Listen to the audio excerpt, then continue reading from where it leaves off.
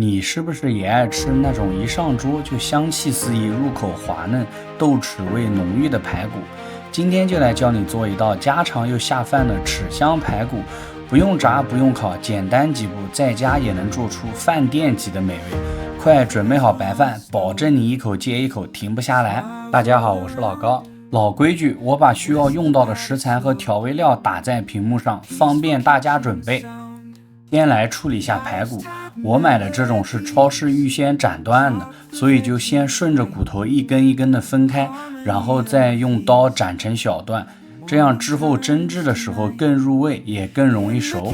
一般来说，猪肋排上没有很厚的肉，如果觉得肉偏厚，可以单独把肉剔下来，单独蒸，或者留着以后炒肉丝也可以。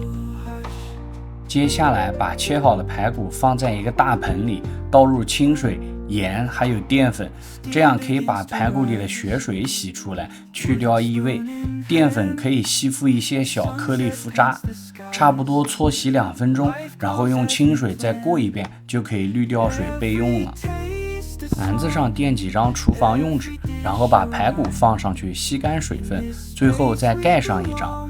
这一步很重要，需要去掉多余的水分，这样一会儿腌制的时候才会更加入味，并且蒸完不会有非常多的水分。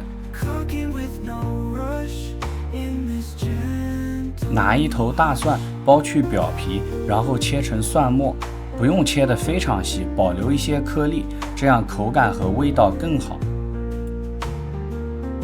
把蒜末放在盘子里，然后放入3勺豆豉和黑胡椒碎。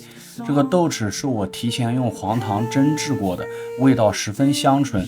不熟悉制作过程的可以回看我之前的视频，链接我放在右上角了。还有需要值得注意的一点是，这里最好使用胡椒碎而不是胡椒粉。准备一个小锅，倒入约100毫升的食用油，加热至80%热，然后倒入刚才的盘子里，把香味激发出来。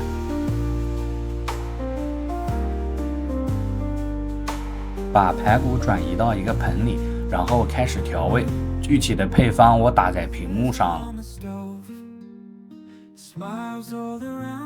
最后再倒入放凉的大蒜豆豉，充分混合，让每一颗豆豉、每一粒蒜末都可以滋润排骨，让其充分的吸收香醇的味道。把腌好入味的排骨一块一块的码放在盘子上，这个盘子最好是用大平底的不锈钢盘，这样受热均匀，熟得快。蒸锅烧开上气后放入排骨，大火蒸30分钟，等待的时候切一点葱花。30分钟到，掀开锅盖，香气立刻扑面而来，排骨油润诱人，吸收了豆豉的香味，浓郁而不腻。Smiles all around, whisk the batter slow, peaceful kitchen sound, knives tap melodies, chop the veggies right, harmony